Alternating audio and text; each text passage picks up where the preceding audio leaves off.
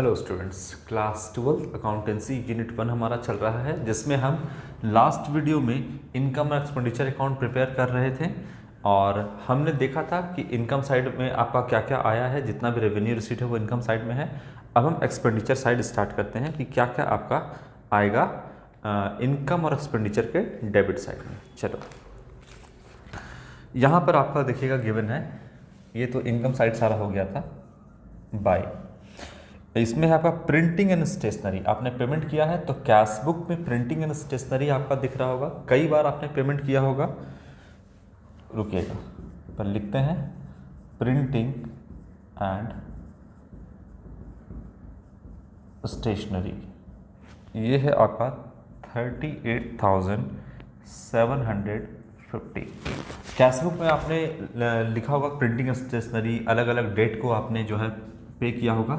जितना भी printing stationery है सब जोड़ जमा करके आपने 2018-19 जो कि करंट ईयर है, टोटल कितना एक्सपेंस कर दिया प्रिंटिंग स्टेशनरी पे, तो वो 38,750। ये कैश बुक का समरी है, इसलिए एक बार आपका प्रिंटिंग स्टेशनरी पूरा जोड़ जमा करके दिखेगा और दिख रहा है 38,750। अब बताइए, ये पेमेंट साइड में दिख रहा है तो क्या है ये तो आपका एक्सपेंडिचर है, खर्च है। कैसा है, क्या प्रिंटिंग स्टेशनरी क्या साल में एक बार आप खर्च करते हो या ये लगातार होने वाला खर्च है, रेकरिंग नेचर का है, रेकरिंग नेचर का है, रेवेन्यू नेचर का है, तो आपका कहाँ पर आएगा, डेबिट साइड में आएगा। Just like profit and loss account, यहाँ पे हम लिखेंगे टू प्रिंटिंग एंड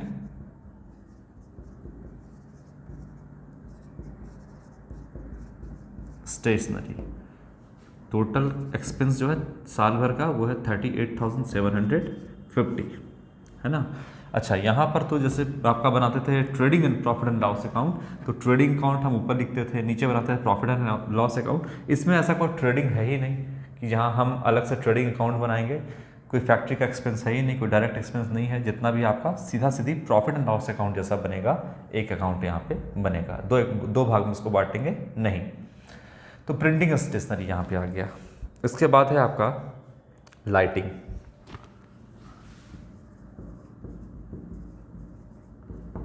लाइटिंग ये कितना है आपका 26,250। 26,250, ठीक है। लाइटिंग क्या है, आप हर बार जो है इलेक्ट्रिसिटी जब कंज्यूम होता है तो उसका आप खर्च देते हो, तो ये आपका रेवेन्यू नेचर का एक्सपेंडिचर है, तो यहाँ आएगा आपका लाइटिंग। कितना होगा, देखिए ये आपका पेमेंट है, रेवेन्यू नेचर का है, रेकरिंग नेचर का है, लगातार आप दोगे तो आपका एक्सपेंडिचर आएगा। एक्सपेंडिचर साइड में 26,250 रुपये ये होगा। आगे देखते हैं क्या है, रेट्स एंड टैक्सेस। तो ये आपका है रेट्स एंड टैक्सेस, ये भी आपका रेवेन्यू नेचर का है, बाय रेट्स एंड टैक्सेस। ये आपका 17,000 रुपये है, ये भी आपको रेवेन्यू नेचर का है ना, कैपिटल नेचर का नहीं है। यहाँ पे आएगा रेट्स एंड टैक्सेस 17,000। इसके बाद है आपका टेलीफोन चार्जेस।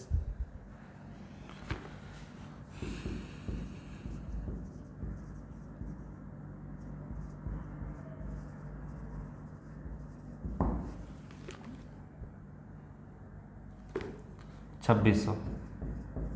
हर बार आपको टेलीफोन चार्जेस देना पड़ता है, तो रेवेन्यू नेचर का है, रेकरिंग नेचर का आपका एक्सपेंस है, तो यहाँ पर आ जाएगा आपका पेमेंट साइड में वो दिखेगा क्योंकि आप दे रहे हो, और ये आ जाएगा आपका एक्सपेंडिचर में टेलीफोन चार्जेस 2,600 ना, यहाँ आ जाएगा आपका। इसके बाद है पोस्टेज एंड कुरियर। पेमेंट कर रहे हो आप, पोस्टेज एंड, इसके बाद क्या है आपका पोस्टेज एंड कुरियर्स है।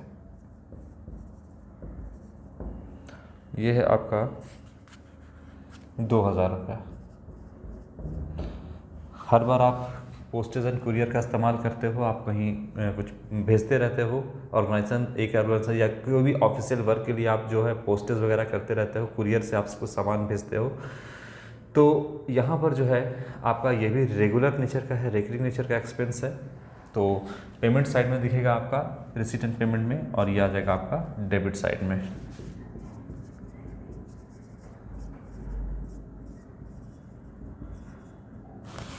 ये है आपका 2000 रुपये।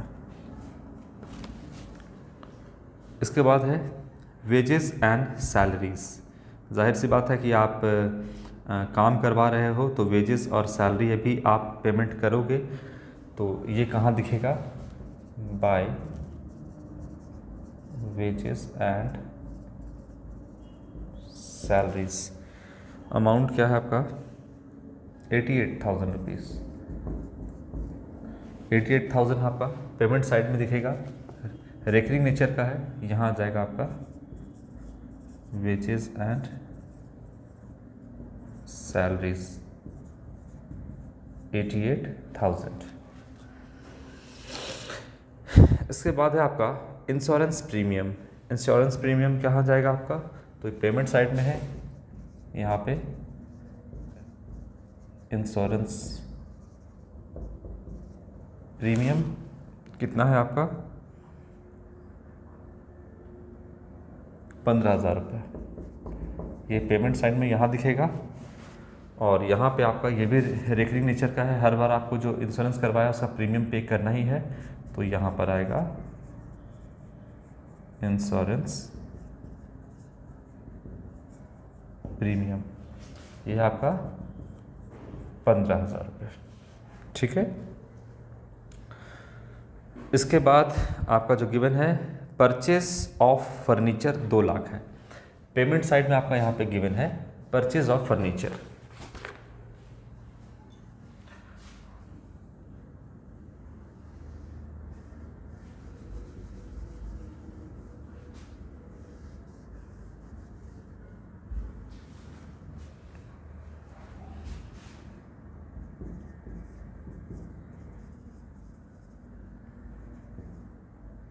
परचेज ऑफ फर्नीचर 2 लाख रुपए है। बताइए, परचेज किया है तो पेमेंट साइड में ही दिखेगा, लेकिन फर्नीचर परचेज किया है तो एक एसेट आपका क्रिएट होगा। तो ये आपका कैपिटल एक्सपेंडिचर है, कैपिटल पेमेंट है। ये कैसा है आपका? कैपिटल एक्सपेंडिचर है, या बोलिए आप इसको, ये जो पेमेंट है जो 2 लाख आपने दिया है वो किस नेचर का है? कैपिटल पेमेंट है, कैपिटल एक्सपेंडिचर है। रेवेन्यू आइटम को सिर्फ यहाँ रिकॉर्ड करते हैं, कैपिटल आइटम को नहीं करते हैं। तो ये कहाँ जाएगा? बैलेंस शीट के एसेट साइड में चला जाएगा, क्योंकि फर्नीचर एसेट होता है, उसके लिए आपने पेमेंट किया है। तो यहाँ पर बैलेंस शीट के एसेट साइड में ये जाएगा। ठीक है। इसके बाद और क्या है आपका? तो बाय कैश इन हैंड और कैश एट बैंक है। आपका क्लोजिंग बैलेंस यहाँ पे दिया हुआ है।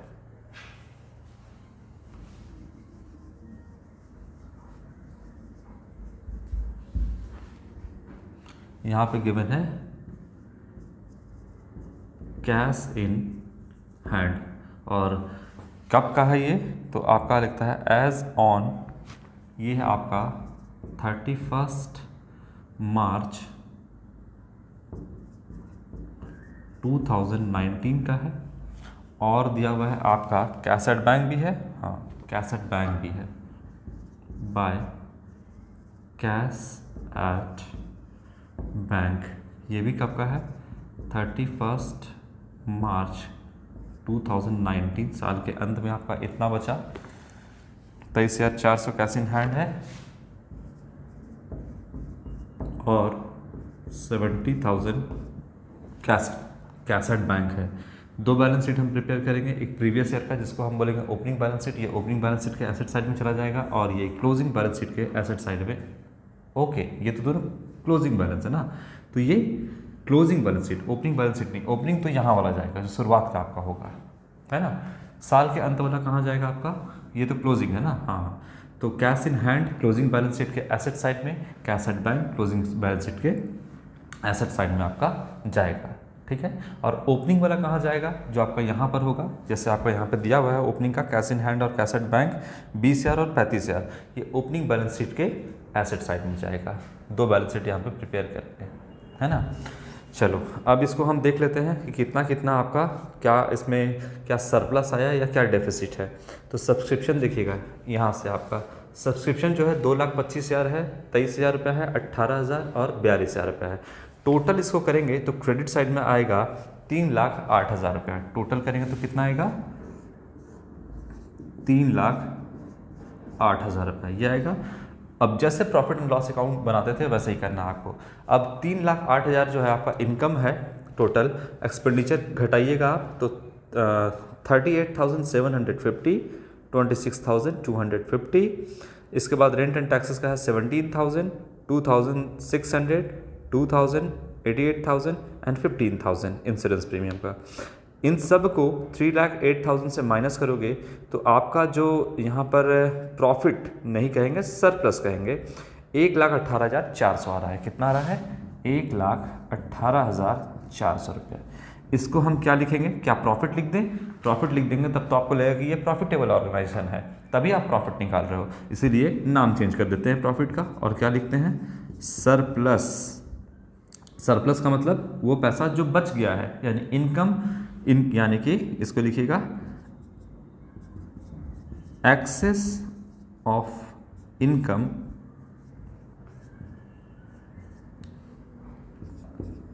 ओवर एक्सपेंडिचर, ठीक है। क्या है आपका, इनकम ज़्यादा है और एक्सपेंडिचर कम है, तो excess of income over expenditure ये आपका 1,18,000 है। आप यहाँ पे टोटल कर दो 3,08,000 रुपीज़, ये आपका टोटल यहाँ पे हो गया। जैसे आपका नेट प्रॉफिट निकलता था उसी तरीके से यहाँ पे हम नेट प्रॉफिट ना बोल के यहाँ पे बोलेंगे सरप्लस। और ये सरप्लस कहाँ ऐड हो जाएगा, तो याद रखिएगा कैपिटल फंड में जाकर के ये सरप्लस ऐड होगा। क्यों, क्योंकि देखिए कैपिटल फंड लिखते हैं, कैपिटल अकाउंट नहीं लिखते हैं, क्योंकि जो भी कोई ऑनर नहीं होता है नॉन प्रॉफिट ऑर्गेनाइजेशन का, सब लोग उसके मेंबर होते हैं और वो पूरा ऑर्गेनाइजेशन का फंड है, इसीलिए उसको हम कैपिटल फंड कहते हैं। उसमें जाके ये सरप्लस ऐड कर देंगे, डेफिसिट होगा तो हम माइनस कर देंगे। यहाँ तक क्लियर है बातें आपकी।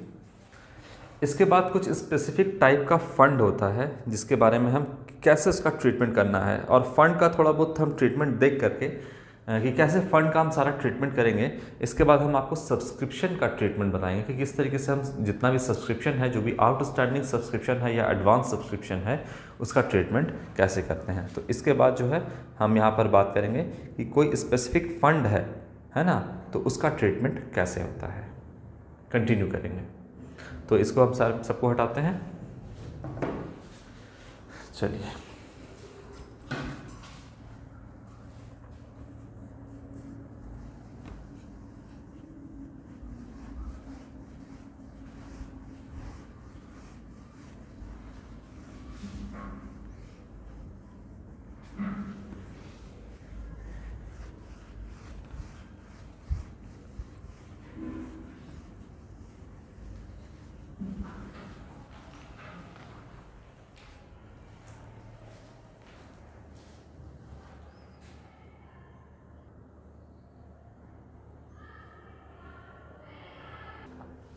चलिए तो देखते हैं कि अलग अलग जो आपका फंड होता है उसका ट्रीटमेंट हम यहाँ पे किस तरीके से करते हैं। देखिए यहाँ पर आपका कुछ स्पेसिफिक फंड है, जिसमें सबसे पहला है आपका प्राइज फंड। कहता है so how will you deal with the following items in the final accounts of Chetak club Jaipur at 31 March 2019। तो यहाँ पर आपका कुछ इंफॉर्मेशन गिवन है, कुछ स्पेसिफिक फंड है यहाँ पर, जिसमें आपका प्राइज फंड यहाँ पे गिवन है। इसका ट्रीटमेंट आप किस तरीके से करेंगे ये आपको फाइनल अकाउंट में दिखाने को कहता है। क्या क्या आपका यहाँ पर गिवन है, यहाँ पर है आपका प्राइज फंड ऑन 1 अप्रैल 2018। देखिए ये आपका जो इन्फॉर्मेशन गिवन है 31 मार्च 2019 का है, और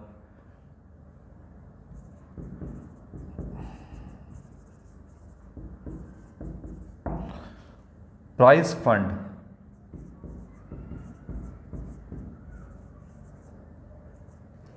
ये है आपका ऑन 1 अप्रैल 2018, 80,000 का है। इसके बाद है interest on price fund investment, interest on price fund investment, ये है आपका 6,000, ये है। इसके बाद क्या है, प्राइस गिवन है, प्राइजेस गिवन जो है आपका वो है आपका 10,000। फिर है प्राइस फंड इन्वेस्टमेंट,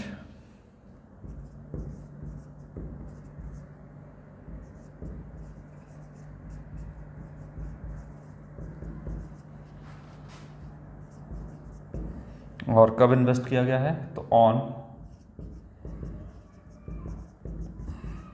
1 अप्रैल 2018, ये है आपका 60,000 रुपीज़। इसके बाद है आपका डोनेशन फॉर प्राइस फंड,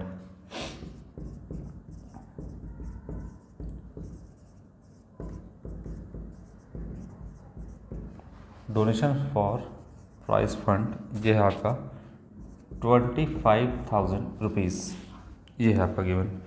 अब बोलता है कि इसका आप फाइनल अकाउंट में किस तरीके से ट्रीटमेंट करेंगे। देखिए,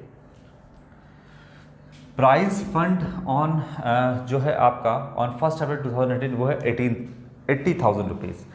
प्राइस फंड आपका एक स्पेसिफिक फंड है, और ये स्पेसिफिक फंड जो है आपका मतलब एक जगह पर आपका पैसा जमा है, जिससे आप क्या कर सकते हैं, तो प्राइस का ही डिस्ट्रीब्यूशन कर सकते हैं, प्राइस ही उसमें से आप दे सकते हैं।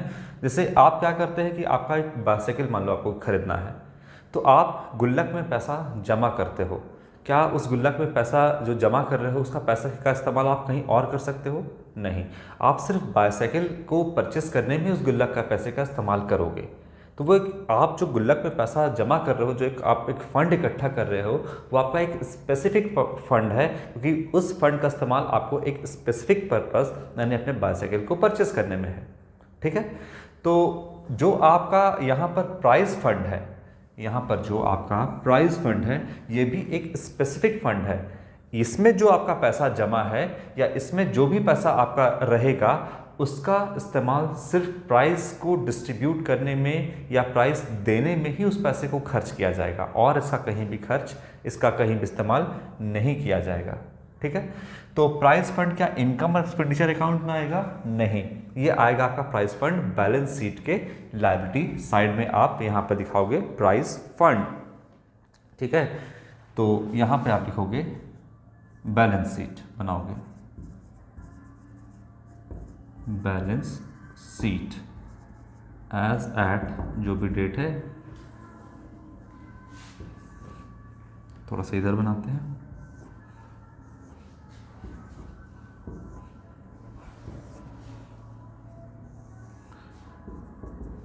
यहाँ हो गया आपका asset side rupees, liability side. Treatment करते हैं, कैसे होगा? देखिए, प्राइस फंड है तो जो ऑर्गेनाइजेशन है, कौन सा, क्या नाम है यहाँ पर ऑर्गेनाइजेशन का? ये है आपका चेतक क्लब। जो चेतक क्लब जयपुर में है, जो आपका एनपीओ है, क्लब जो है वो, उसके ऊपर ये फंड एक लायबिलिटी क्रिएट करता है कि इस पैसे को आप कहीं भी खर्च नहीं कर सकते। तो ये प्राइस फंड जो है वो पैसा है, यानी रिसीट एंड पेमेंट अकाउंट के किस साइड में दिखेगा? तो ये फंड जो भी है वो आपका रिसीट एंड पेमेंट अकाउंट के रिसीट साइड यानी डेबिट साइड दिखेगा।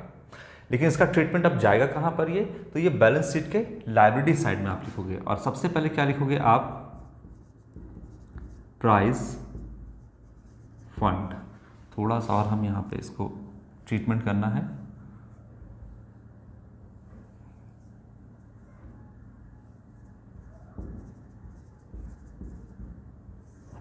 इस तरीके से कर देते हैं, कोई बात नहीं। यहाँ पर प्राइस फंड बताइए, प्राइस फंड आपका साल के शुरुआत में यानी 1 अप्रैल 2018 को है कितना, 80,000। तो इतने का लायबिलिटी है, यानी आपका ये कोई, इसको आप इनकम साइड में मत भेज देना, क्योंकि ये इनकम नहीं है बल्कि एक स्पेसिफिक पर्पस के लिए खर्च करने के लिए पैसा रखा हुआ है, एक फंड बना हुआ है। तो ये बैलेंस शीट के लायबिलिटी साइड में आएगा, ठीक है। अब प्राइस फंड में जो चीज़ भी इससे रिलेटेड, अगर कोई डोनेशन वगैरह आता है या कुछ भी आता है इससे रिलेटेड, तो हम पर्च यहाँ पे प्लस करेंगे, और अगर हम कोई भी प्राइस डिस्ट्रीब्यूट करते हैं तो इससे माइनस करेंगे। यानी सारा ट्रीटमेंट जो है आपका बैलेंस शीट में ही होगा, इनकम और एक्सपेंडिचर अकाउंट में फिलहाल कोई भी ट्रीटमेंट यहाँ पे नहीं जाएगा। तो देखिए आपका जो यहाँ पर प्राइस फंड है वो 80,000 है सबसे पहले, और क्या है आपका यहाँ पे दूसरा देखोगे कि यहाँ पे इसको छोड़ देना, अभी प्राइस फंड जो है आपका इंटरेस्ट है। इंटरेस्ट कब आएगा, जब आप इन्वेस्ट करोगे। तो प्राइस फंड इन्वेस्टमेंट जो है आपका 1 अप्रैल 2018 को 60,000 रुपये, यानी इस फंड जो आपका है जो 80,000 रुपये है, इसमें से कितना उठा करके आपका डिस्ट्रीब्यूट कर दिया गया, डिस्ट्रीब्यूट नहीं आपका इन्वेस्ट कर दिया गया। देखिए कोई भी फंड अगर पड़ा रहेगा तो उससे कोई फ़ायदा होगा नहीं, इसीलिए इस फंड को क्या किया गया है, 80,000 में से 60,000 रुपया निकाल करके इन्वेस्ट कर दिया गया है, और इन्वेस्टमेंट आपका एसेट होता है, इसीलिए प्राइस फंड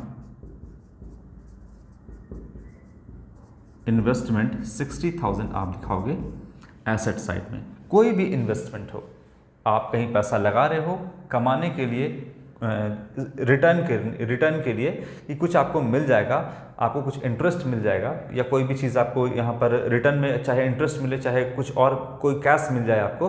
तो यहाँ पर अगर हम बात करें कि जो भी इन्वेस्टमेंट है वो क्या है, एसेट है, तो वो इन्वेस्टमेंट एसेट साइड में जाएगा। कोई भी फंड हो अगर आप उसको इन्वेस्ट कर रहे हैं तो इन्वेस्टमेंट आपके लिए एसेट होता है, ये हम पढ़ चुके हैं।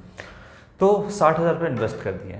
अब इस पर क्या मिला आपको, तो देखिए इस पर, इस जो आपने इन्वेस्ट किया इस पर आपको मिला interest on price fund investment. तो जो इंटरेस्ट मिला उससे क्या बढ़ेगा, उससे क्या बढ़ेगा, उससे आपका फंड बढ़ेगा, है ना। तो फंड कितना है, 80,000 है, इससे आपका प्राइस फंड इन्वेस्टमेंट जो आपने किया है और उस पर जो इंटरेस्ट आ रहा है इससे आपका फंड ही बढ़ेगा। जैसे आपके बैंक अकाउंट में जो पैसा रखा है या आपके एफडी में जो पैसा रखा है, अगर इंटरेस्ट आएगा तो आपका एफडी का अमाउंट बढ़ेगा, या जो पैसा जमा है उसका अमाउंट बढ़ेगा। तो प्राइस फंड यहाँ पर 80,000 है, इंटरेस्ट जो आएगा आप यहाँ नहीं ऐड करोगे बल्कि इससे आपका फंड इंक्रीज होगा। तो यहाँ पर लिखोगे interest on price fund investment, interest on price fund investment है आपका 6,000 रुपीज़, तो प्लस कर देंगे इसमें। अब बताइए कि आपका प्राइस फंड में कितना है, प्राइस फंड आपका बढ़कर कितना हो चुका है। तो प्राइस फंड आपका जो बढ़कर है 86,000 हो गया है, यानी फंड में प्राइस जो देने में आपका जो अमाउंट है, आप कितने का भी मैक्सिमम इस सिचुएशन में अभी आप कितने का मैक्सिमम प्राइस दे सकते हो। अगर कोई टूर्नामेंट वगैरह होता है, अगर कोई प्राइस देना पड़ जाए तो मैक्सिमम आपके पास अब 86,000 है, इसीलिए तो हमने 60,000 का इन्वेस्ट किया था। इन्वेस्ट नहीं करते तो 80,000 का 80,000 ही रहता, लेकिन हमने इन्वेस्ट किया 60,000, जिससे कि जो इंटरेस्ट आया उससे प्राइस फंड बढ़ के 86,000 हो गया। तो एक बेनिफिट हुआ इन्वेस्ट करने का। तो यहाँ पे 6,000 रुपये से प्राइस फंड बढ़ा तो अब 86,000 यहाँ पर हो गया। इसके बाद देखिएगा कि प्राइस फंड गिवन बाद में देखेंगे, पहले आपका है डोनेशन फॉर प्राइस फंड। अब देखिए और पैसा आया, डोनेशन भी आ गया, दान राशि भी आ गया कि लीजिए आपको प्राइस देना होगा, इसके लिए जो है क्या किया है, 25,000 रुपये का डोनेशन आया है। तो डोनेशन आने से भी क्या बढ़ेगा, प्राइस फंड बढ़ेगा, इसलिए हम प्लस कर देंगे और यहाँ लिखेंगे डोनेशन फॉर प्राइस फंड, ये हो गया आपका 25,000 रुपया, इससे प्राइस फंड बढ़ेगा। तो बताइए कि अब प्राइस फंड 86,000 से 25,000 और बढ़ गया तो 1,11,000 रुपया यहाँ पे आप करोगे तो 1,11,000 रुपया से अब आपका प्राइस फंड हो गया। यानी अब इस सिचुएशन में आप मैक्सिमम कितने का प्राइस डिस्ट्रीब्यूट कर सकते हो, तो आप 1,11,000 का जो है प्राइस डिस्ट्रीब्यूट कर सकते हो। सब कुछ बैलेंस शीट के लायबिलिटी साइड में ही होगा। इससे रिलेटेड, प्राइस फंड से रिलेटेड जितना भी आपका कैश आएगा इस फंड में ऐड होता जाएगा, और जितना भी आप प्राइस डिस्ट्रीब्यूट करोगे इस फंड से माइनस होता चला जाएगा। क्लियर हो रहा है बात? अब यहाँ पर देखोगे कि ये आइटम हमने लिख लिया 80,000, इंटरेस्ट को भी ऐड कर दिया, जो आपका यहाँ पर इन्वेस्टमेंट था वो मैंने आपको एसेट साइड में दिखा दिया, डोनेशन आया, प्राइस फंड में मैंने ऐड कर दिया। अब है क्या? प्राइस गिवन, प्राइस दिया गया। तो बताइए फंड कितना है? 1,11,000 रुपये का आपका फंड है, जिसमें से कितने का प्राइस दिया गया? प्राइस दिया गया 10,000 का। तो अब तो माइनस करना होगा क्योंकि इतने में से अब आपका प्राइस दिया गया, तो हो गया प्राइस गिवन।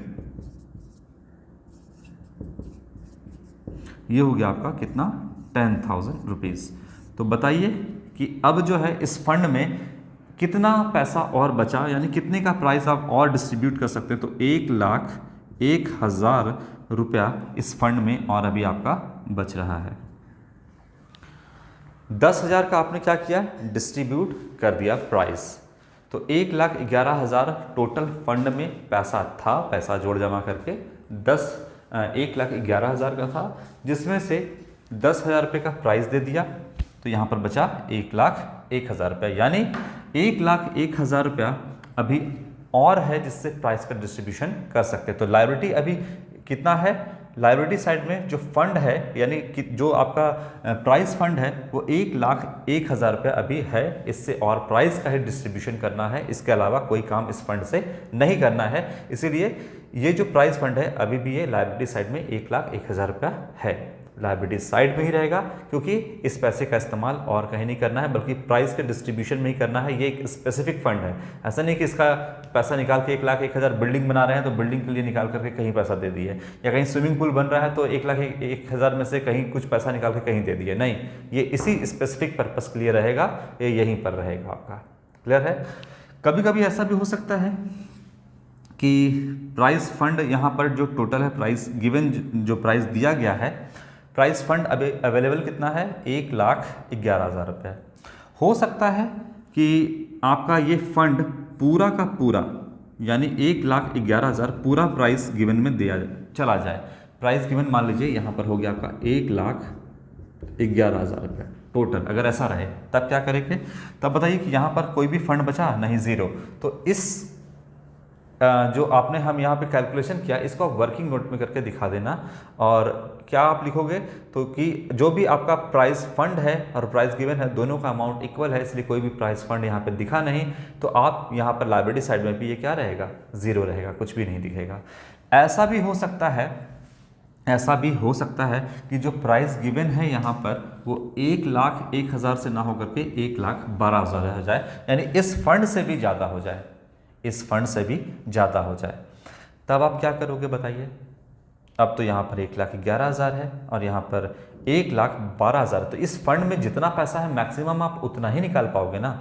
तो बताइए कि ये फंड क्या हो जाएगा यहाँ पर आपका? ज़ीरो।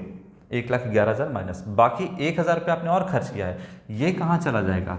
ये आपका इनकम एंड एक्सपेंडिचर अकाउंट जो बनाओगे, तो ये आपका हो गया एक्सपेंडिचर, ये हो गया आपका इनकम।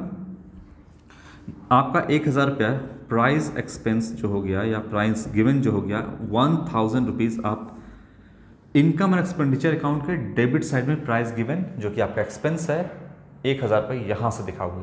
अब ऐसा नहीं है ना कि आपको देना कितने का है, प्राइस देना है 1,12,000 रुपये, आपके पास फंड है 1,11,000 रुपये, तो क्या आप किसी पर्सन को प्राइस नहीं दोगे कि मेरे पास फंड खत्म हो गया, आपको हम प्राइस नहीं दे पाएंगे? नहीं, प्राइस तो आपको देना ही पड़ेगा। आपने जो टूर्नामेंट कराया है या जो भी आपने गेम करवाया है उसके लिए आपको जो प्राइस देना होगा वो तो आपको देना ही होगा। फंड में पैसा नहीं है, कोई बात नहीं, जितना फंड में है निकाल लीजिए, यहाँ ज़ीरो हो जाएगा, और 1,000 रुपया प्राइस एक्सपेंस के नाम से यहाँ पे 1,000 रुपये को डेबिट करना होगा, यानी बात करें तो इनकम एक्सपेंडिचर के डेबिट करके 1,000 रुपये वहाँ से हमको लेना पड़ेगा। क्लियर हो रहा है बात? तो फिलहाल यहाँ पर 10,000 है, हम 10,000 ही मान के चलेंगे। अगर फंड से ज़्यादा हो जाता है तो फिर ये कैलकुलेशन यहाँ ना हो करके सीधा आपका इसको वर्किंग नोट में दिखा देना है और 1,000 रुपया जो है आप इसको इनकम और एक्सपेंडिचर अकाउंट के एक्सपेंडिचर साइड में यानी डेबिट साइड में दिखाओगे। यहाँ पर 10,000 है और यहाँ पर 1,01,000 है। ये अब पूरा बैलेंस शीट तो हम बना नहीं रहे हैं कि जो आपका एसेट और लायबिलिटी साइड बराबर हो जाएगा, बस हम एक आपको छोटा सा यहाँ पे ट्रीटमेंट दिखा रहे थे। तो इस तरीके से इसका कैलकुलेशन होगा। आगे और भी टूर्नामेंट फंड का कैलकुलेशन कैसे करेंगे ये सब कुछ हम नेक्स्ट वीडियो में कवर करेंगे। फिर हम कवर करेंगे आपका किस जो आपका सब्सक्रिप्शन है उन सब का ट्रीटमेंट कैसे करते हैं। तो आज के लिए इतना ही बच्चों, थैंक यू।